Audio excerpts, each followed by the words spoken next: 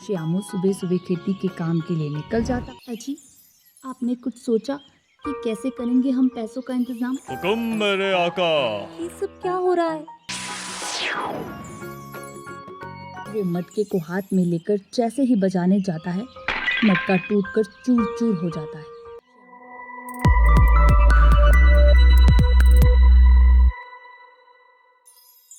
रतनपुरे नामक एक सुंदर से गांव में श्यामू नामक किसान अपनी पत्नी पार्वती और बेटी मुन्नी के साथ खुशी खुशी रहता था। श्यामू सुबह सुबह खेती के काम के लिए निकल जाता और दोपहर को उसकी पत्नी पार्वती उसके लिए खाना लेकर आती। फिर दोनों साथ में खाना खाकर तालाब के पास वाले पेड़ के नीचे बैठकर ढेर सारी सुख दुख की बातें किया करते। एक दिन ऐसे ही श्यामू खेत के लिए निकल पड़ा। दोपहर को पार्वती बढ़िया सा खाना लेकर आई। दोनों ने साथ में खाना खाया और हमेशा की तरह दोनों पास वाले तालाब के पेड़ के नीचे बैठकर बातें करने लगे। अजी, आपने कुछ सोचा कि कैसे करेंगे हम पैसों का इंतजाम? अरे पूरी बात तो बताओ, आखिर किस बारे में बात कर रही हो? अरे आप भी ना मेरी कोई बात ध्यान से नहीं सुनते। कितने दिनों से मुझे मुन्नी की पढ़ाई की चिंता खाई जा रही है। आपसे कितनी बार बोला, पर आप हैं कि भूल ही जाते हो। अरे भगवान, मुझे भी मुन्नी की उतनी ही चिंता है जितनी तुम्हें है। मुन्नी के लिए ही तो मैं दिन रात काम कर रहा हूँ। जानती हूँ, पर अब हमें कुछ भी करके मुन्नी का अच्छे स्कूल में दाखिला करवाना ही होगा। श्यामू अपनी गरीबी को कोसते हुए पास में बड़े टूटे हुए मटके के टुकड़ों को तालाब के पानी में फेंकने लगता है। सारे टुकड़े पानी में मिलते ही पानी में मोजे उड़ने लगे और एक गोल मटोल मटका पानी की सतह पर तैरने लगा। ये देखते ही श्यामू और पार्वती दोनों के होश ही उड़ गए। हुकुम मेरे आका। ये सब क्या हो रहा है? हमें कुछ समझ में नहीं आ रहा। और तुम किसे अपना आका कह रहे हो? मैं एक चमत्कारी माटी से बना हुआ मटका हूँ। मेरे टूटे हुए हिस्सों को पानी में फेंककर मुझे फिर से जोड़ दिया। मुझे जीवन दान देने वाले मेरे आका की मैं हर ख्वाहिश पूरी करूँगा। वो कैसे? मटका श्यामू को अपने हाथ आगे करने के लिए कहता है। श्यामू के हाथ आगे करते ही मटका उसके हाथों में आ जाता है। मेरे आका, मैं पूरे दिन में एक ही ख्वाहिश पूरी कर पाऊंगा और आपको इस बात का ख्याल रखना है कि आप जितनी जरूरत है उतनी ही ख्वाहिश रखना।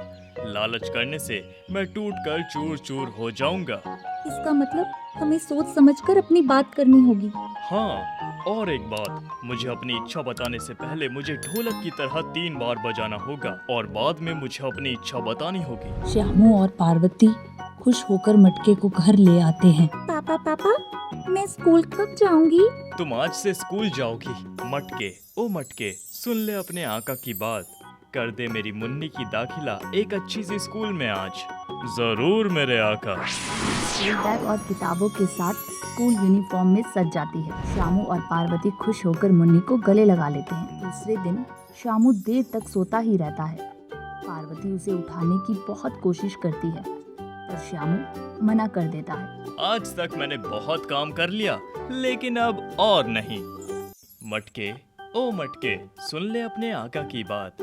बहुत कर दिया काम काज, अब दे दे नौकर चाकर की सौगात। तभी एक मजदूर हाजिर होता है। श्यामू उसे अपनी जगह पर काम पर भेज देता है। ये आपने ठीक नहीं किया। हमें भला अभी मजदूर की क्या जरूरत थी? हमें इससे भी जरूरी बातों पर ध्यान देना चाहिए। मैंने ना सब सोच लिया है। वो सब बाद में, पहले मैं मटके से एक बढ़िया दावत का इंतजाम करने बोलता हूँ। अजी रुको, लापरवाही की भी कोई हद होती है। आप भूल गए, हम पूरे दिन में एक ही बार अपनी इच्छा मांग सकते हैं। दूसरी बार इच्छा मांगने पर मटका टूट जाएगा। अरे मैं तो भूल ही गया। अच्छा हुआ तुमने याद दिलाया, वरना हमारे घर में खुशियाँ आने से पहले ही चली जाती। दूसरे दिन श्यामू किसी को बताए बिना मटके को लेकर अपने खेत में चला जाता है। मटके, ओ मटके, सुन ले अपने आका की बात। बहुत हो गया टूटी फूटी झोपड़ी में रहना। बना दे अपने आका के लिए बड़ा सा सुंदर घर। और देखते ही देखते एक सुंदर सा घर तालाब के बाजू में बन जाता है। श्यामू पूरे घर में इधर उधर घूमने लगता है। घर के सारे कमरे को सजा हुआ देखकर वो खुशी से पागल हो जाता है। वो बाहर घर के बगीचे में जाता है और मन ही मन में सोचने लगा कि इतने सुंदर घर के बाहर बड़ी सी गाड़ी खड़ी हो जाए तो सोने पर सुहागा। वो मटके को हाथ में लेकर जैसे ही बजाने जाता है, मटका टूटकर चूर चूर हो जाता है। श्यामू को तब जाकर अपनी गलती का एहसास होता है। वो निराश होकर घर चला जाता है। वहीं पार्वती उसकी राह देख रही थी। अजी, आप कहाँ चले गए थे? देखो, मैंने बहुत सोच समझकर ये तय किया है कि पहले हम मटके को अपने रहने के लिए बड़े से शहर में घर के लिए बोलेंगे। बाद में दूसरे दिन आपके शहर में अच्छी सी नौकरी मांग लेंगे। बाद में मुन्नी का शहर में अच्छे से स्कूल में दाखिला, और उसके बाद हम। ऐसा कुछ नहीं होगा। माथे पर हाथ रखकर फूट फूट कर रोने लगता है। क्या हो गया? आप ऐसे रो क्यों रहे हो? श्यामू पूरी बात पार्वती को बताता है। आप रोइए मत, जो हो गया सो हो गया। क्या तुम गुस्सा नहीं हो? देखिए, मुझे अफसोस तो है, पर मुझे यकीन भी है कि हम अपनी मेहनत करके कुछ भी हासिल कर सकते हैं। और वैसे भी हमारी सबसे बड़ी परेशानी तो दूर हो गई। देखिए, अब हमारे पास रहने के लिए बड़ा सा घर है और मुन्नी का अच्छे स्कूल में दाखिला हो गया।